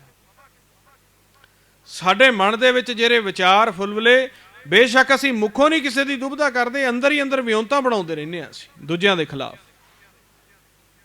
ਇਹ ਦੁਬਦਾ, ਇਹ ਇੱਕ ਦੂਜੇ ਦੀ ਪ੍ਰਥਿਆਏ ਸਾੜ, ਇੱਕ ਦੂਜੇ ਦੀ ਪ੍ਰਥਿਆਏ ਧੜੀਬੰਦੀ, ਇਹ ਸਾਡੇ ਮਨ ਦੇ ਵਿੱਚ ਇਧਰ ਦੀ ਦ੍ਰਿਸ਼ਟਮਾਨ ਮਾਇਆ ਦਾ ਲੋਭ ਲਾਲਚ, ਇਹ ਸਾਨੂੰ ਸਤਿਗੁਰ ਦੇ ਨਾਲ ਜੁੜਨ ਨਹੀਂ ਦਿੰਦਾ। ਮਨ ਇੱਕ ਸਮੇਂ ਤੇ ਇੱਕ ਕੰਮ ਕਰ ਸਕਦਾ, ਜੇ ਦੁਬਦਾ ਤੋਂ ਵਿਹਲਾ ਹੋਵੇਗਾ ਤੇ ਨਾਮ ਦੇ ਵਿੱਚ ਧਿਆਨ ਧਰੇਗਾ, ਜੇ ਆਸ਼ਾ ਅਭਿਲਾਸ਼ਾ ਤੋਂ ਵਿਹਲਾ ਹੋਊਗਾ ਤੇ ਸੱਚ ਦੇ ਵਿੱਚ ਬੈਠੂਗਾ। ਮਾਇਆ ਤਾਂ ਸਾਰੀ ਦਿਹਾੜੀ ਉਸ ਨੂੰ ਆਪ ਦੀ ਸੇਵਾ ਦੇ ਵਿੱਚ ਲਾਈ ਰੱਖਦੀ ਆ, ਮਨ ਸੱਚ ਦੀ ਸੇਵਾ ਕਿਸ ਟਾਈਮ ਕਰੇ? ਤੇ ਮਹਾਰਾਜ ਦੇ ਪ੍ਰਥਿਆਏ ਹੋਏ ਜਿਹੜੇ ਸੰਤ ਸਾਧੂ ਨੇ, ਉਹ ਸਾਨੂੰ ਦੱਸਦੇ ਨੇ, ਤੁਸੀਂ ਗੁਰਮੰਤਰ ਦਾ ਅਭਿਆਸ ਕਰਕੇ ਇਹਨੂੰ ਪੰਜਾਂ ਦੂਤਾਂ ਤੋਂ ਵੱਖ ਰੱਖੋ, ਇਹਨੂੰ ਮਾਇਆ ਦੇ ਔਗਣ ਹਾਰੇ ਵਿਚਾਰਾਂ ਦੇ ਵਿੱਚ ਨਾ ਜਾਣ ਦਿਓ। ਜੇ ਇਹਨੇ ਉਹਨਾਂ ਵਿਚਾਰਾਂ ਨੂੰ, ਮਾਇਆ ਦੇ ਤ੍ਰੈਗੁਣਾ ਵਿਚਾਰਾਂ ਨੂੰ ਪਰਪੱਖ ਕਰ ਲਿਆ, ਫਿਰ ਇਹ ਸ਼ਬਦ ਦੀ ਸੇਵਾ ਨਹੀਂ ਕਰ ਸਕਦਾ। ਇਸ ਕਰਕੇ ਅਸੀਂ ਕੁੱਟ-ਕੁੱਟ ਮਨ ਕਸਵੱਟੀ ਲਾਏ ਦੇ ਵਚਨ ਦੇ ਉੱਪਰ ਚੱਲਦੇ ਹਾਂ। ਸ਼ਬਦ ਨਾਲ, ਗੁਰਮੰਤਰ ਨਾਲ ਮਨ ਨੂੰ ਵਾਰ-ਵਾਰ ਮੋੜ-ਮੋੜ ਕੇ ਲਿਆਉਣਾ। ਆਪਾਂ ਜਦੋਂ ਮਨ ਵਿਚਾਰਾਂ ਵਿੱਚ ਜਾਂਦਾ ਹੈ, ਹਿਚੈ ਤੋਂ ਪ੍ਰੇਮ ਕਹਿ ਚਾਬੁਕ ਮਾਰੋ, ਪ੍ਰੇਮਾ ਦੁਆਰਾ, ਭਗਤ ਪ੍ਰੇਮਾ ਸ਼ਕਤੀ ਦੁਆਰਾ ਗੁਰਮੰਤਰ ਦਾ ਅਭਿਆਸ ਕਰਕੇ ਕਹਿਣਾ, ਉਹ ਗੁਰਮੁਖਾ, ਉਹ ਭੋਲਿਆ, ਡਰ ਛੱਡ ਗਿਆ ਜਿਹੜਾ ਉੱਥੇ ਸੁਣ ਕੇ ਆਇਆ ਸੰਗਤ ਦੇ ਵਿੱਚ। ਇਹਨੂੰ ਆਹ ਡਰ ਨਹੀਂ ਛੱਡਣ ਦੇਣਾ, ਇੱਥੇ ਬੈਠਣ ਦੇਣਾ, ਇੱਥੇ ਬਿਠਾਉਣਾ। ਜੇ ਮਨ ਦ੍ਰਿਸ਼ਟੀ ਨਿਜ ਪਦ ਦੇ ਉੱਪਰ ਬਣਾਉਣ ਦੇ ਵਿੱਚ, ਪ੍ਰਪੱਖ ਕਰਨ ਦੇ ਵਿੱਚ ਕਾਮਯਾਬ ਹੋ ਗਿਆ, ਉਹਨੂੰ ਇਸ ਸੰਸਾਰ ਦਾ ਜਨਮ ਮਰਨ ਦੁੱਖ ਸੁੱਖ ਕੋਈ ਵੀ ਘੇਰ ਨਹੀਂ ਸਕਦਾ। ਉਹ ਸਿੱਧਾ ਪਾਰ ਪਵੰਦੜੇ ਡਿੱਠ ਮੈਂ ਸਤਿਗੁਰ ਬੋਹਿਤ ਚੜ੍ਹਦੀ ਅਵਸਥਾ ਵਿੱਚ ਜਾਊਗਾ। ਇੱਥੇ ਧਿਆਨ ਬਣਾਉਣ ਦੇ ਵਿੱਚ ਪ੍ਰਪੱਖ ਹੋਣਾ। ਚਾਹੇ ਸਾਰਾ ਦਿਨ ਸੋਚ ਸੋਚ ਕੇ ਬਣਾਓ, ਚਾਹੇ ਸਾਰਾ ਦਿਨ ਸਿਮਰਨ ਕਰਕੇ ਇਹਨੂੰ ਇੱਥੇ ਲਿਆਓ, ਚਾਹੇ ਸਾਰਾ ਦਿਨ ਇਹਨੂੰ ਗਿਆਨ ਕਰਕੇ ਇੱਥੇ ਲਿਆਓ, ਚਾਹੇ ਭਉ ਵਿੱਚ ਆਓ, ਚਾਹੇ ਭਾਉ ਵਿੱਚ ਆਓ, ਇੱਥੇ ਬਿਠਾਉਣਾ। ਵਾਰ-ਵਾਰ ਦ੍ਰਿਸ਼ਟੀ ਪ੍ਰਪੱਖ ਕਰਕੇ ਉਰਧ ਅਵਸਥਾ ਦੇ ਵਿੱਚ ਲੈ ਕੇ ਜਾਣੀ ਆਪਾਂ। ਵਾਰ-ਵਾਰ ਸੁਰਤੀ ਨੂੰ ਪ੍ਰਪੱਖ ਕਰਕੇ ਗੁਰੂ ਸ਼ਬਦ ਦੇ ਅਨਹਦ ਬਾਣੀ ਦੇ ਵਿੱਚ ਲੈ ਕੇ ਆਉਣਾ। ਤੁਸੀਂ ਫਿਰ ਕਾਮਯਾਬ ਹੋਵੋਗੇ। ਜੇ 7-8 ਦਿਨ ਘਾਟਾ ਖਾ ਕੇ ਮੁੜ ਕੇ ਆ ਕੇ ਸੰਗਤ ਦੇ ਵਿੱਚ ਰੌਣਾ ਆ, ਉਹਦਾ ਕੀ ਫਾਇਦਾ? ਆਹ ਨਹੀਂ ਹੋਇਆ ਜੀ, ਆਹ ਨਹੀਂ ਹੋਇਆ। ਨਹੀਂ ਹੋਇਆ ਤੇ ਕੀ ਕਰੀਏ ਫਿਰ? ਜੇ ਪ੍ਰਪੱਖ ਕਰੋਗੇ ਤਾਂ ਇਹ ਹੋ ਹੀ ਨਹੀਂ ਸਕਦਾ ਵੀ ਉਹ ਸਾਡੇ ਤੇ ਕਿਰਪਾ ਹੋਵੇ ਨਾ ਹੋਵੇ। ਜੇ ਅਸੀਂ ਪ੍ਰਪੱਖ ਕਰਦੇ ਹਾਂ, ਗੁਰਮੰਤਰ ਨੂੰ ਇੱਕ ਸਮਾਂ ਬਣਾ ਕੇ ਦ੍ਰਿੜ ਕਰਕੇ ਪ੍ਰਪੱਖ ਕਰਦੇ ਹਾਂ, ਹੋ ਹੀ ਨਹੀਂ ਸਕਦਾ ਸਾਡੇ ਤੇ ਕਿਰਪਾ ਨਾ ਹੋਵੇ। ਤਰੀਕਾ ਹੋਣਾ ਚਾਹੀਦਾ ਆ। ਇਹ ਨਾ ਹੋਵੇ ਵੀ ਅਸੀਂ ਅੰਨ੍ਹੇਵਾਹ ਮਨਮਤ ਦੇ ਮੁਤਾਬਕ ਹੀ ਪ੍ਰਪੱਖ ਕਰੀ ਜਾਈਏ। ਸਹਿਜ ਦੇ ਮੁਤਾਬਕ ਪੂਰਨ ਪੁੱਛ ਕੇ ਰਸਤਾ, ਉਹਦੇ ਮੁਤਾਬਕ ਇੱਕ ਸਮਾਂ ਬਣਾ ਕੇ ਸ਼ਬਦ ਸਹਿਜ ਸੱਚ ਨੂੰ ਪ੍ਰਪੱਖ ਕਰੋ। ਗੁਰਮੁਖ ਪਿਆਰਿਓ, ਤੁਹਾਡੇ ਤੇ ਕਿਰਪਾ ਹੋਵੇਗੀ ਹੋਵੇਗੀ। ਤੁਹਾਡੇ ਅੰਦਰ ਗਿਆਨ ਵੀ ਚੱਲੇਗਾ। ਸਾਨੂੰ ਫਿਰ ਸੋਚਣ ਦੇ ਲਈ ਸਿਹਾਰੀਆਂ ਬਿਹਾਰੀਆਂ ਦੀ ਲੋੜ ਨਹੀਂ ਪਊਗੀ। ਪੁਸਤਕ ਪਾਠ ਵਿਆਕਰਨ ਵਿਖਾਣਾ, ਸੰਧਿਆ ਕਰਮ ਤਿਕਾਲ ਕਰੈ, ਬਿਨ ਗੁਰ ਸ਼ਬਦ ਮੁਕਤ ਕਹਾਂ ਪ੍ਰਾਣੀ, ਰਾਮ ਨਾਮ ਬਿਨੁ ਰਜਮਰੈ। ਮੁਖ ਤੇ ਪੜਤਾ ਟੀਕਾ ਸਹਿਤ, ਹਿਰਦੇ ਰਾਮ ਨਹੀਂ ਪੂਰਨ ਰਹਿਤ। ਮੁਖ ਤੋਂ ਤਾਂ ਇੰਨਾ ਗਿਆਨ ਕਰਦਾ ਆ, ਪਰ ਕੀ ਮਨ ਰੂਪੀ ਹਿਰਦੇ ਦੇ ਵਿੱਚ ਪ੍ਰਗਾਸ ਹੋਇਆ ਹੈ? ਹਿੰਸਾ ਤੋਂ ਮਨ ਤੇ ਨਹੀਂ ਛੂਟੀ, ਜੀ ਦਇਆ ਨਹੀਂ ਪਾਲੀ। ਪਰਮਾਨੰਦ ਸਾਧ ਸੰਗਤ ਮਿਲ ਕਥਾ ਪੁਨੀਤ ਨਾ ਚਾਲੀ।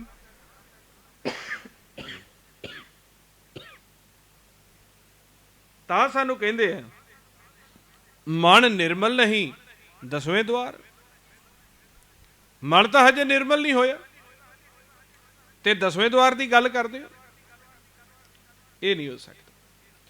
ਜੋ ਦਸਮ ਘਰ ਦੇ ਵਿੱਚ ਬੈਠਾ ਉਹ ਹਿੰਸਾ ਤੋਂ ਰਹਿਤ ਹੈ, ਆਸ਼ਾ ਬਿਲਾਸ਼ਾ ਤੋਂ ਰਹਿਤ ਹੈ।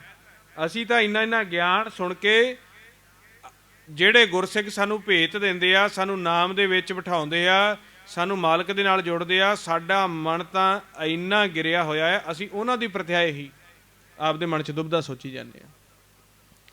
ਅਸੀਂ ਉਹਨਾਂ ਦੀ ਪ੍ਰਥਾਏ ਆਪਦੇ ਮਨ ਦੇ ਵਿੱਚ ਔਗਣ ਧਾਰਨ ਕਰੀ ਜਾਂਦੇ ਹਾਂ, ਜਿਨ੍ਹਾਂ ਤੋਂ ਅਸੀਂ ਲਾਹਾ ਲੈਣਾ। ਤੇ ਮਹਾਰਾਜ ਸੱਚੇ ਪਾਤਸ਼ਾਹ ਕਹਿੰਦੇ ਆ, ਜੇ ਜੜ ਰੁੱਖ ਦੀ ਜੇ ਰੁੱਖ ਜੜ ਦੀ ਬੁਰਾਈ ਕਰਨ ਲੱਗ ਜਾਵੇ, ਉਹ ਕਦੋਂ ਵਧਿਆ? ਜੜ ਕਦੇ ਵੀ ਪ੍ਰਗਟ ਨਹੀਂ ਹੁੰਦੀ, ਉਹ ਧਰਤੀ ਦੇ ਵਿੱਚ ਰਹਿੰਦੀ ਹੈ। ਖੋਦਣ ਵਾਲੇ ਖੋਦ ਕੇ ਦੇਖਦੇ ਆ ਵੀ ਇਹ ਰੁੱਖ ਇੰਨਾ ਹਰਾ ਕਿਉਂ ਹੈ, ਇਹਦੇ ਤੇ ਇੰਨਾ ਫਲ ਕਿਉਂ ਹੈ। ਜਦੋਂ ਉਹਦੀ ਡੁਗਾਈ ਵਿੱਚ ਜਾਈ ਜਾਂਦੇ ਆ, ਦੇਖਦੇ ਆ ਜੜ ਆ ਇੱਥੋਂ ਇਹਨੂੰ ਸਾਰੀ ਤਾਕਤ ਸਪਲਾਈ ਹੋ ਰਹੀ ਹੈ। ਇਸੇ ਤਰ੍ਹਾਂ ਪੰਜੇ ਦੂਤ ਸਾਡੇ ਮਨ ਨੂੰ ਵੇਖਦੇ ਆ ਵੀ ਇਹ ਅੱਜ ਤੱਕ ਇੰਨੇ ਸਾਲਾਂ ਤੋਂ, ਇੰਨੇ ਸਾਲਾਂ ਬੱਧੀ 4 ਯੁੱਗਾਂ ਤੋਂ ਸਾਡੇ ਨਾਲ ਰਲ ਕੇ ਚੱਲਦਾ ਸੀ, ਨਿੰਦਿਆ ਕਰਦਾ, ਦੁਬਦਾ ਕਰਦਾ, ਨਸ਼ੇ ਕਰਦਾ, ਜੋ ਅਸੀਂ ਕਹਿੰਦੇ ਉਹ ਕਰਦਾ, ਹਉਮੈ ਦੇ ਵਿੱਚ ਰਹਿੰਦਾ, ਇਹਨੂੰ ਕਿੱਥੋਂ ਫਲ ਲੱਗਣ ਲੱਗ ਗਿਆ? ਇਹ ਕਿਵੇਂ ਹਰਿਆ ਹੋਣ ਲੱਗ ਗਿਆ? ਤੇ ਜਦੋਂ ਸਹਿਜ ਵਿੱਚ ਜਾ ਕੇ ਦੇਖਦੇ ਆ, ਉਹਦੀਆਂ ਜੜ੍ਹਾਂ ਦੇ ਵਿੱਚ ਗੁਰਮੁਖ ਬੈਠੇ ਹੁੰਦੇ ਆ, ਸਾਧ ਸੰਗਤ ਬੈਠੀ ਹੁੰਦੀ ਆ। ਤੇ ਜਿਸ ਦੀ ਜੜ ਸਾਧ ਸੰਗਤ ਦੇ ਵਿੱਚ ਲੱਗ ਗਈ, ਉਹ ਕਦੇ ਵੀ ਸੁੱਕਿਆ ਨਹੀਂ ਹੋ ਸਕਦਾ। ਉਹ ਦਿਨ ਦੁਗਣੀ ਰਾਤ ਚੌਗਣੀ ਉਸ ਦੀ ਸਵਾਇਆ ਹੀ ਹੁੰਦੇ ਜਾਣਾ ਉਸਨੇ। ਤੇ ਸਾਧ ਸੰਗਤ ਦਾ ਇੱਕ ਰੂਪ ਨਹੀਂ, ਇਹ ਪ੍ਰਵਾਨ ਇੱਕ ਤਾਕਤ ਹੈ, ਜਿਸ ਦੇ ਵਿੱਚ ਮਨ ਨੂੰ ਅੰਮ੍ਰਿਤ ਦੀ ਫਿਰ ਖਜ਼ਾਨੇ ਦੀ ਪ੍ਰਾਪਤੀ ਹੁੰਦੀ ਹੈ। ਸੋ ਇਸੇ ਤਰ੍ਹਾਂ ਗੁਰਮੁਖ ਪਿਆਰਿਓ, ਜੋ ਬਚਨ ਆਪਾਂ ਕੀਤੇ ਆ, ਇਹਨਾਂ ਬਚਨਾਂ ਨੂੰ ਆਪਾਂ ਕਮਾਉਣਾ ਹੈ। ਸ਼ਬਦ ਦੇ ਨਾਲ ਇੰਨਾ ਪਿਆਰ ਪਾਉਣਾ ਹੈ ਕਿ ਅਸੀਂ ਵੀ ਉਸ ਗੁਰੂ ਨਾਨਕ ਦੇ ਤਰ੍ਹਾਂ, ਉਸ ਮਹਾਰਾਜ ਸੱਚੇ ਪਾਤਸ਼ਾਹ ਜੀ ਦੇ ਤਰ੍ਹਾਂ ਸ਼ਬਦ ਦੇ ਰਾਹੀਂ ਇੱਕ ਖਿਣ ਦੇ ਵਿੱਚ परलोक चले जाइए, एक खिन दे विच इस ब्रह्मंड दे विच किते भी विचर जाइए, उस अवस्था दे विच जाके जिथे महाराज सच्चे पातशाह फिर सानू खंडा ब्रह्मंडा दीयां कहानियां समझाउंदे ने। कीता पसाओ एको कवाओ तिसते होए लख दरियाओ। वो कहते एक निमक दे विच उन्हां ने ये सारा खेल बुझ के दस दिता भी ये लखां दरिया उहदे एक खिन मात्र फुरने दा रिजल्ट ने। ये लखां करोड़ां अरबां खरबां धरतियां उस सच्चे पातशाह दे एक निमक जिन्ने फुरने दा रिजल्ट ने, ते सोचो कितना वड्डा होगा। आपां भी उसे सहज दे विच जाके ब्रह्म की खोज करिए, मालक सच्चे पातशाह जी के चरणों के विच बैठिए जो कि साडे हाज़र ने। इन्हां दे नाल नैण मिला लईए, ध्यान द्वारा इन्हां नूं परपक्ष कर लईए, फिर जिधर भी देखिए ये साडे हाज़र ने। जिस स्वरूप नूं देखोगे, जिस आकार नूं देखोगे, उहदे उत्ते बैठे आ, उहदे रोम रोम च बैठे आ। जिधर ब्रह्मंड दे विच देखोगे, कुदरत जे देखोगे, उधर ये आप उहदे विच समाए हुए विराजमान बैठे आ। ते ऐसी कोई दिशा, कोई निगाह, कोई गुठ, कोई किणका, कोई रोम नहीं जिथे मालक नहीं। ते गुरमुख सदा ही रंग रत्या होए रहिंदे आ, वो इन्हां दे सन्मुख रहिंदे आ। सो इन्ने वचन करदिआं कोखर वाधा घाटा हो जाता है। संगत ते गुरु बख्शन जोग ने बख्श देना जी। वाहिगुरू जी का खालसा, वाहिगुरू जी की फतेह।